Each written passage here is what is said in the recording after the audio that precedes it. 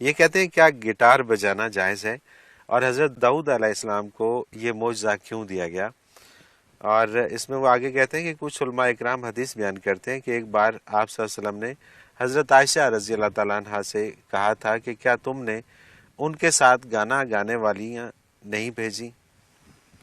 الحمدللہ رب العالمین والصلاة والسلام علی حبیبہ محمد وآلہ وصحبہ اجمعین۔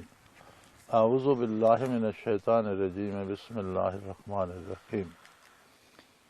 میرے بھائی، پہلی بات تو یہ ہے کہ کاش آپ داؤد علیہ السلام کے زمانے میں ہوتے اور ان کا اتباع کرتے اور اللہ کا قرب پاتے، لیکن آپ محمد الرسول اللہ علیہ وسلم کے زمانے نبوت میں اور آپ کو محمد الرسول اللہ کا اتباع کرنا ہو۔ بالکل ٹھیک، بالکل صحیح۔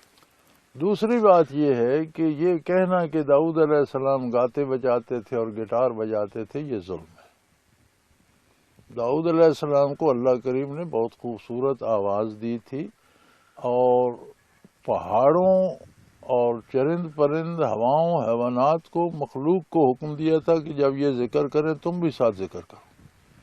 سبحان اللہ۔ تو ان کے ساتھ جنگل، پہاڑ، دریا، چرند پرند، ہر چیز، اور علماء لکھتے ہیں کہ ایسا ذکر کرتے تھے کہ عام آدمی سنتا تھا کہ یہ پتھر، یہ پہاڑ، یہ درخت ذکر کر رہا ہے۔ اللہ اکبر۔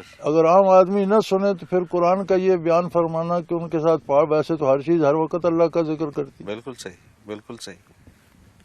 تو اگر قرآن نے کہا کہ ان کے ساتھ یہ چیزیں اللہ کا ذکر کرتی تو اس کا مطلب ہے عام آدمی بھی سن سکتا تھا کہ یہ ذکر کر رہے ہیں۔ بے شک۔ ایک معجزہ ان کا یہ تھا۔ دوسری، ان کی آواز بہت خوبصورت تھی جس سے وہ اللہ کا دین بیان کرتے تھے، خوبصورت انداز سے لوگوں کو دین کی طرف بلاتے تھے۔ گانے بجانے نہیں کرتے تھے کہ وہ غزلیں گاتے تھے یا ٹھمریاں گاتے تھے، ایسی بات نہیں ہے۔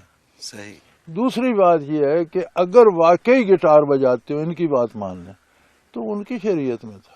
صحیح، بالکل ٹھیک ہے، اور وہ تو ختم ہو گئی۔ وہ تو اب وقت وہ گزر گیا۔ اب کس شریعت میں کتنی چیزیں حلال تھیں جو ہمارے ہاں حلال نہیں ہیں، کتنی چیزیں پہلی شریعت میں حرام تھیں جو ہمارے ہاں حلال ہیں۔ تو ہمیں اتباع محمد الرسول اللہ کا کرنا ہے۔ باقی رہا آپ کا یہ فرمانا کہ گانے والیاں بھیجی ہیں، یہ وہ گانے والیاں ہیں جو دیہات میں بچیاں الگ بیٹھ کر، کوئی لڑکا نہیں ہوتا، کوئی مرد نہیں ہوتا، کوئی ساز باز والا نہیں ہوتا، الگ سے بیٹھ کر شادی بیاہ پہ نغمے گا لیتی ہیں، اور وہ نغمے بھی چونکہ ان کے بھائی باپ اراؤنڈ ہوتے ہیں تو تہذیب کے اندر ہوتے ہیں۔ بالکل صحیح۔ اسی طرح لڑکے لڑکے اکٹھے ہو کر کچھ کر لیتے ہیں، تو ان چیزوں سے اسلام نے منع نہیں کیا۔ بالکل ٹھیک۔ تو اس میں یہ نہیں کہ وہاں ان گانے والیوں کے ساتھ وہ طبلے سرنیاں والے ہوں گے اور ساز آواز والے، وہ تو کوئی کانسیپٹ نہیں۔ بالکل ٹھیک ہے۔ تو یہ ایک عمومی چیز جو آج بھی ہمارے ہاں دیہات میں پائی جاتی ہے، جی ہاں، یہ اس کی بات ہو رہی ہے۔ بالکل صحیح، بالکل صحیح۔